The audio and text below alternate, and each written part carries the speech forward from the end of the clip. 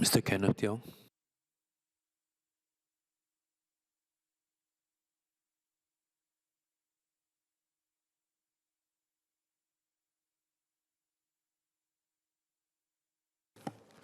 Speaker, we are asked today to approve the merger of two agencies. I would use this occasion to ask whether the system they inherit is the right one. We often speak of skills upgrading and credentials. The real question is simpler. Are we building real capabilities for our workers? Here's where I think the government has done well. Workforce Singapore's Place and Train career conversion programs are, by the government's 2024 evaluation, a success. Close to 18,000 mid-career Singaporeans placed between 2017 and 2022. Wages rose by up to 6.5% by year 4. Employment retention improved by 4 percentage points, and the biggest gains went to non-PMET and mature workers, the groups the credit-based system has struggled to reach. I would also like to acknowledge the 38 skills frameworks that were co-built with industry, unions, and professional bodies. They are a useful compilation of skills and competencies expected for each role in these sectors. But as those who have been hiring managers know, what's in the framework sets necessary but insufficient bars. You still need interviews and competency tests to actually hire well. The success of this Place and Train employer-anchored program contrasts with other parts of the system which are not doing so well, such as the credit-based, individual-based SkillsFuture program. The credit-based side of the system has struggled on both integrity and take-up. In 2017, a syndicate fraud extracted nearly 40 million through fake enrollments. The Auditor General later found millions more in overpayments and uncollected levies. On demand, the SkillsFuture Level Up program, the flagship of mid-career upskilling, offering a $4,000 top-up, had reached only 28,000 out of 1.2 million eligible citizens by end 2024, which is only 2%. I don't think this is an execution failure, but a flaw in the policy idea itself. The SkillsFuture system of the last decade is an example of the individual credit system. The government funds individuals to purchase courses from a permissive provider market. Suppliers capture the funds, fraud is possible, links with entry-level capability are weak. The largest meta-analyses of active labor market programs, Cart-Kluf-Weber, 2018, with 207 estimates across 200-plus studies, found classroom training shows weak or negative short-run effects, with gains emerging only at the 2 to 3 year mark and concentrated on the long-term unemployed. The populations best served by these programs are the displaced and long-term jobless, not mid-career workers who need to show up against job precarity or climb the wage ladder. In France, they tried this model. In 2015, under President Hollande, they launched the Compte Personnel de Formation, a personal training account, training hours attached to the person, not the job. The 2018 Macron reform converted those hours to euros, 500 euros a year, capped at 5,000 euros, with higher caps for the lower qualified. Then in 2019, they built an app, Mon Compte Formation, consumer-grade marketplace where any worker could browse, book, or pay for any accredited course in a few taps. Employers and unions were disintermediated and cut out entirely. 21 million accounts were activated, more than 2 million training purchases a year. It was one of the boldest individual credit experiments of any major economy. The results is instructive. TRACFIN, France's financial intelligence unit, recorded a 5-fold rise in suspected fraud in a single year, from 8 million euros in 2020 to 43 million in 2021. Code callers and fictitious providers followed the money. France spent the next 4 years walking it back, banning code calling, imposing co-payments that have since been raised twice, capping the most abused course categories. France had the digital infrastructure, had the regulators, and had the financial intelligence unit. What it did not have was any party other than the state itself bearing consequences for training quality. The principal agent problem is not solved by transparency, digitization, or individual choice. The chain of transmission of consequences for an individual credit system, from ministry to agency to provider to learner to employer, is such that nobody bears the consequences of low-quality training. It is a principal agent problem. No one is a principal. The career conversion programs work because the employer is the principal before training begins. The individual credit channel, by that design, lacks that principle, and no amount of enforcement can substitute for it. It seems SkillsFuture has unfolded in a similar way. Can we redesign the system so that employers, not individuals purchasing courses, become the accountable parties? Not individual choice, which is what we have, but structured employer accountability, sectoral associations and firms bearing reputational and financial consequences for training quality. This would sharpen the skills framework too. Employers with skin in the game will push for a fuller accounting of what a job actually requires, not just entry criteria, but the tacit knowledge needed to stay and grow. When funds are provisioned individually, the government defaults to input-side accountability, ensuring providers are accredited, claims meet thresholds, and participants receive a certification. Whether the credential improves a worker's employability is not measurable at the point of purchase, only in labor outcomes years later. The system optimizes for what it can count, not what it should produce. I think it is desirable to have sectoral associations and firms lead the upskilling journey directly to solve the principal agent problem and consequently invest in deep, long-duration training. How do other economies solve the principal agent problem? Germany's apprenticeship system operates under one of Europe's most mobile credentialed labor markets, the IHK, or Chambers of Industry and Commerce. Certification is portable. And excuse me.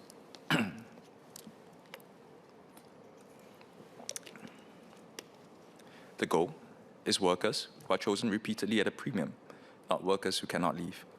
German apprentices earn 15% more than the untrained 2 decades after entry, with lower unemployment risk and faster re-employment. Economic skill formation literature identifies 3 conditions for firms to invest in deep, long-duration training.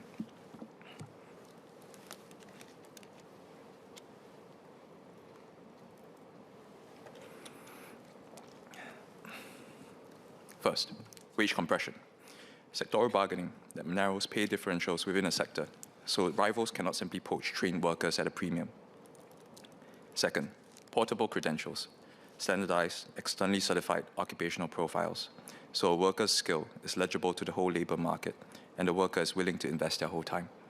Third, industry co-governance of curriculum, so that what is taught tracks what industry actually needs. Singapore has the second of these, roughly. SkillsFuture certifications approximate portable credentials. Industry transformation maps and trade associations do consultative work that touches co-governance.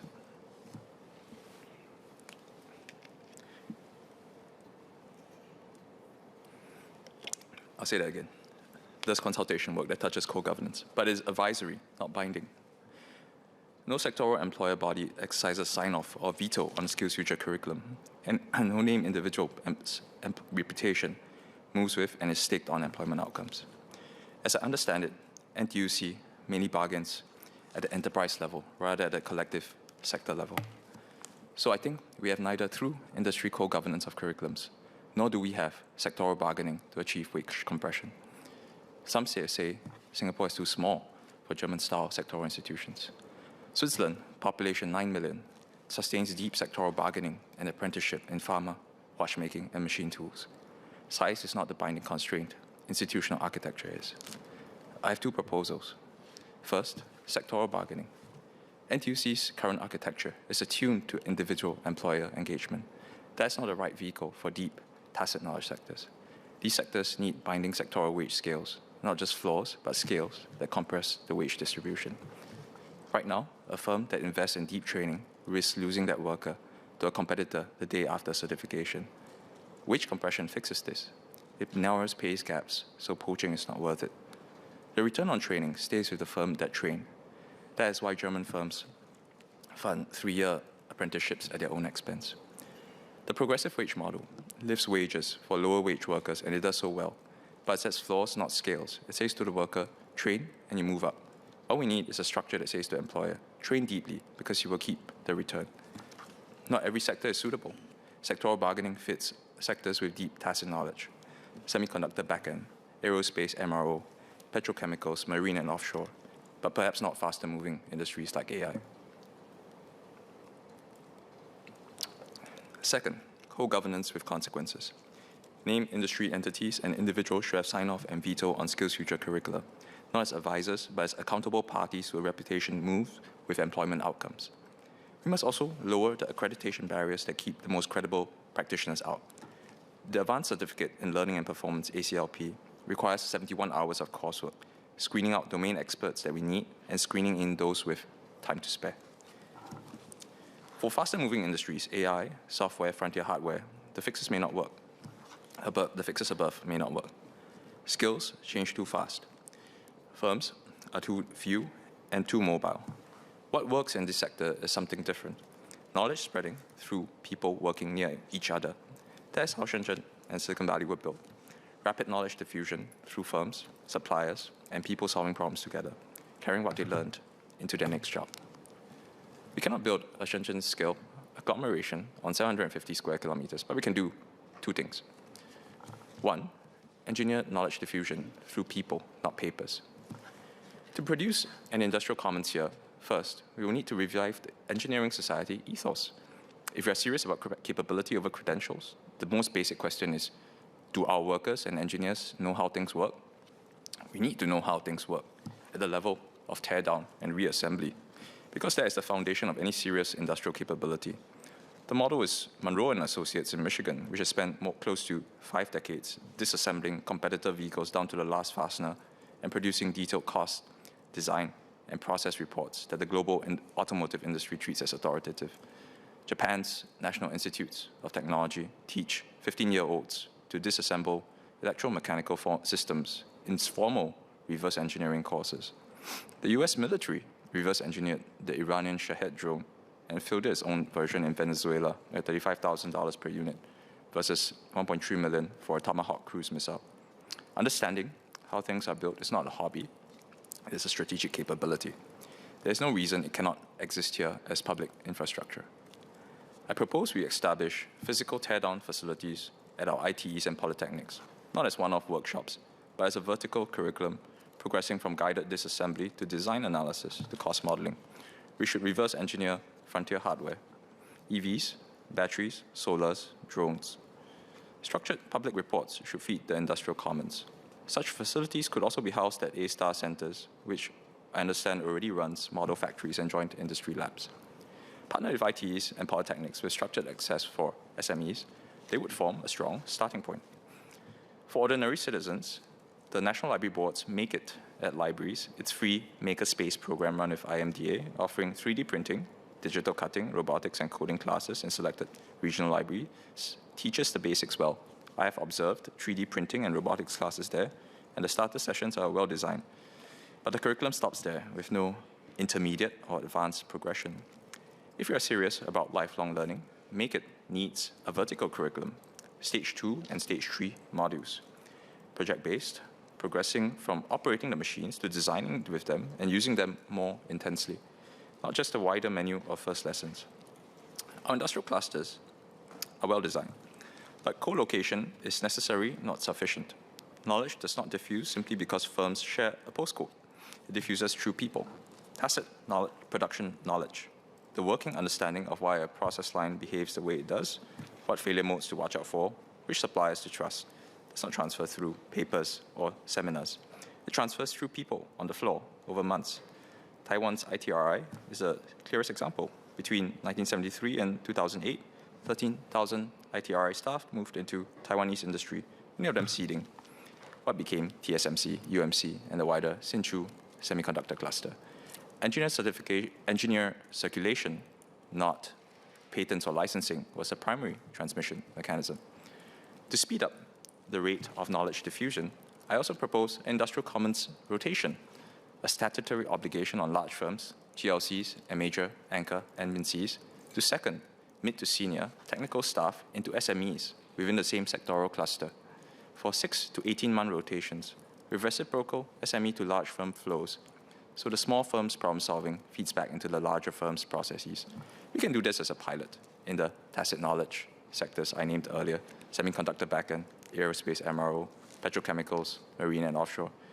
If we want an industrial commons, we must make the people circulate. Teacher rotation through industry should also try to be a statutory requirement. Polytechnic and IT instructors can currently take industry attachments as a form of voluntary continuing professional development, but the mechanism is discretionary, not structural. I propose a pilot, 12 months in industry for every 60 months of teaching. This is the first task, making the knowledge already inside Singapore circulate. The second task is to go to where the knowledge is being created. The Overseas Market Immersion Program, launched in 2024, is the right vehicle and form. In substance, it is far too small. The initial target was 250 individuals over 2 years. About 120 had been supported by early 2026. Salary support of up to 70% for 9 months, capped at $5,000 a month, with a minimum salary threshold of $4,000 a month, effectively restricts it to PMATs. If I had to name one program that could be reframed tomorrow at low cost and higher return, it would be OMIP. 3 changes. First, expand it by an order of magnitude from a 250-person pilot to a 5,000-person annual cohort within 5 years. Second, remove the minimum salary threshold for technical and operational roles in priority sectors, so ITE-trained engineers and polytechnic graduates can be deployed to cutting-edge manufacturing clusters in China, Japan, and Europe, not only PMATs in regional roles. Third, reframe the strategic purpose. OMIP is currently designed as outbound business development support, helping Singapore companies expand to new markets. It should also be inbound knowledge acquisition, sending Singaporeans to where manufacturing knowledge is being created to bring it back. The architecture is broad enough to hold both if we choose to use it that way. So in closing, the deepest lesson of the last decade of skills policy here and abroad is this: the state cannot substitute for the firm as the principal in a worker's training. We have spent 10 years and considerable public money trying. The next 10 years should be spent designing the system in which sectors and firms and the workers themselves, through the unions, are forced to care about the answer. Sectoral co-governance with named accountability, sectoral bargaining where tacit knowledge is deep, engineered knowledge diffusion where it is not, and an order of magnitude expansion of how we send Singaporeans to where cutting-edge knowledge actually lives. Capability is tacit knowledge. It deepens inside sectors and firms, which is why we need sectoral architecture that holds workers there deep long enough for it to form. And it circulates through an industrial commons, which is why we need engineers, instructors, and Singaporeans abroad moving through that commons, carrying knowledge with them. The state is an orchestrator. It builds the architecture in which both happen. Thank you.